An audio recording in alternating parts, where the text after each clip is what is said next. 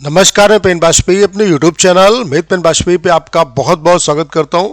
ये class SSC MTS 2021-22 के जो एस्पिरेंट हैं जिनका टियर 2 एग्जाम 6 नवंबर को लगा हुआ है उनके लिए बहुत ही ज़्यादा हेल्पफुल होने वाली है। आज एक और आरटीआई की कॉपी मैं आपके बीच में डिस्कस करने वाला हूँ और ये जो आरटीआई की कॉपी है वो है CGL 2019 की कॉपी। ठीक है, इसमें स्टूडेंट को जो लेटर में मार्क्स मिले हैं वो 27 मिले हैं आउट ऑफ 50। तो इस कॉपी का पोस्टमार्टम करेंगे, स्पेशली लेटर को ही डिस्कस करेंगे।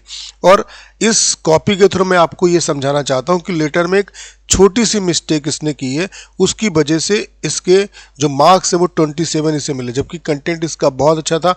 अगर वो छोटी सी ये मिस्टेक ना करता तो इसके मार्क्स 35 या 38 के आसपास होते।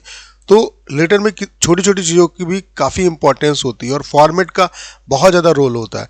तो इस कॉपी के थ्रू आप ये सब सीख पाओगे और यही रीज़न है कि इस कॉपी को मैं आपके बीच में डिस्कस कर रहा हूँ। तो चलिए स्टार्ट करते हैं। बस आप सभी से रिक्वेस्ट है कि इस वीडियो को आप पूरा देखिए। उसके अलावा जो बच्चे अभी भी कंफ्यूज हैं कि पैटर्न उनका चेंज नहीं हुआ है, तो ऐसा कुछ भी नहीं है।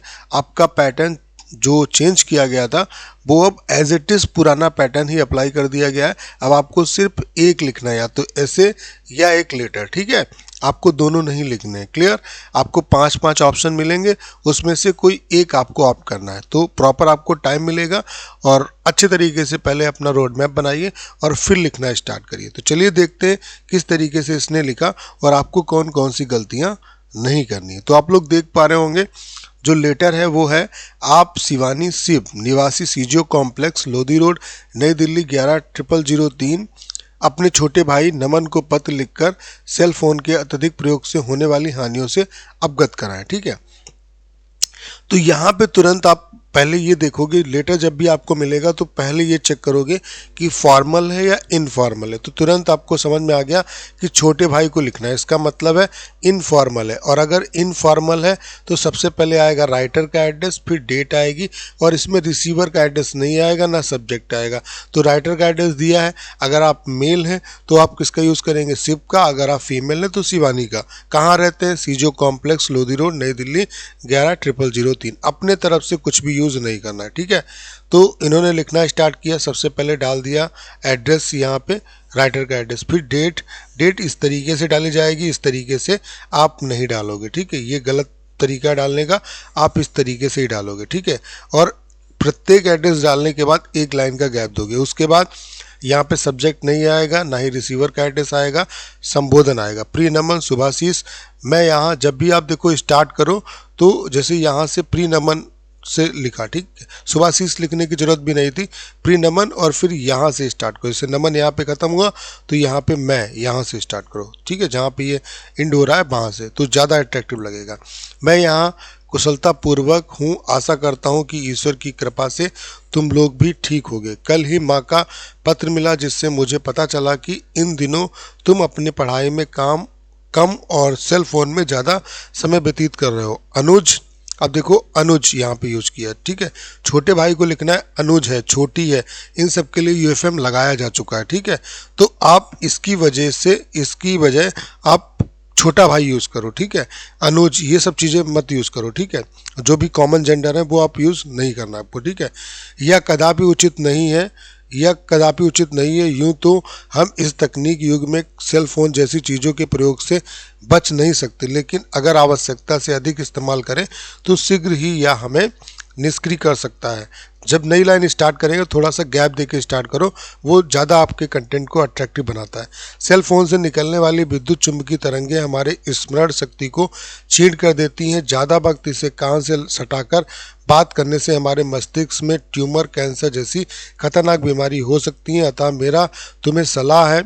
अतः मेरी तुम्हें सलाह होगा। ठीक है, तो बर्तनी का भी आपको ध्यान रखना है कि इसका उपयोग कम से कम करो, अन्यथा इसका अधिकाधिक प्रयोग तुम्हारे स्मरण शक्ति को छीन कर देगा, जो एक विद्यार्थी की सबसे बड़ी पूंजी को नष्ट करने के समान है। मम्मी पापा को प्रणाम कहना, तुम्हारा अग्रज। अब देखो यहाँ पे देखो, फिर अग्रज की जगह पे आप बड़ा भाई यूज करो। ठीक है, तो ये सब चीज़ें आपको नहीं करनी है। ठीक है, तुम्हारा बड़ा भाई शिव। क्लियर? तो यहाँ से आपको क्या सीखना है कि आपको वो कोई शब्द यूज नहीं करना है जिससे कोई दिक्कत हो सके, जैसे कि अग्रज है, अनुज है, ठीक है, छोटी है, ये सब यूज़ मत करो। आप बात सभी आपको बातें कहनी है, सभी बातों को कहने का इनडायरेक्ट तरीका होगा, किसी बात को डायरेक्ट तरीके से मत कहिए, ठीक है। जैसे अगर इलेक्ट्रिसिटी डिपार्टमेंट को लिखना है तो इलेक्ट्रिसिटी डिपार्टमेंट को अगर लिखना है तो अगर कुछ और नहीं दिया है तो हिंदी में सिर्फ इतना लिखेंगे, बिजली विभाग, और इंग्लिश में इलेक्ट्रिसिटी डिपार्टमेंट, और यहाँ पे अगर नीचे एड्रेस नहीं दिया है तो इस तरीके से लाइन ड्रा कर देंगे। अपने तरफ से पिन कोड ये सब आपको यूज़ नहीं करना है। तो कहने का मतलब ये है कि यहाँ पे यूएफएम से आपको बचना है, और यूएफएम कैसे कैसे लग सकता है उस पर मैंने डिटेल वीडियो बना रखी है, उसे देखिए।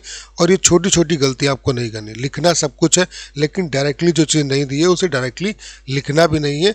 जैसे कि मान लेते हैं 2 दिन का अवकाश चाहिए, तो कुछ बच्चे ऐसे लिखेंगे 6/11/2022 से लेकर के मुझे 8/11/2022 तक का अवकाश चाहिए, तो इसकी जगह पे आप लिख सकते हो 2 दिन की छुट्टी चाहिए। जैसे यहाँ पे बिजली बिल का भुगतान समय पे नहीं हो रहा है या बिजली बिल समय पे नहीं निकाला जा रहा है, तो वहाँ पे ये नहीं दिखाओगे कि मेरी मीटर संख्या ये है, मेरे पिताजी के नाम पे इस नाम से कनेक्शन है, तो नहीं दिया है कोई दिक्कत नहीं, बस ये बताओगे कि मैं आपका उपभोक्ता हूँ, काफ़ी समय से मैं आपकी बिजली का बिल पे कर रहा हूँ, लेकिन समय पर बिजली का बिल ना आ पाने की वजह से मुझे भी नुकसान झेलना पड़ता है। जाहिर सी बात है कि अगर टाइम पे बिजली का बिल नहीं आएगा तो रीडिंग ज़्यादा आएगी, तो ज़्यादा पे करना पड़ेगा आपको। तो इसे नियमित रूप से करवाने की कष्ट करें और अपने जो भी संबंधित इससे जो भी कर्मचारी हैं उनको निर्देश दें कि समय पर वो रीडिंग निकालें। तो कहने का तरीका होता है, इनडायरेक्टली आप कुछ भी कह सकते हो, ठीक है।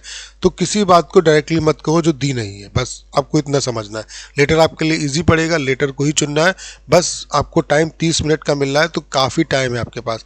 पहले रोड मैप बनाओ, पेंसिल रबर आपको लेके जानी है, तो पहले सोच लो दिमाग लगा के कि राइटर रिसीवर का एड्रेस दिया है नहीं दिया है, नहीं दिया है तो कैसे लिखना है, मेन बॉडी कैसे लिखोगे उसका एक फॉर्मेटिंग कर लो अपने दिमाग में, फिर लिखना स्टार्ट करो, क्योंकि कटिंग नहीं करना है आपको।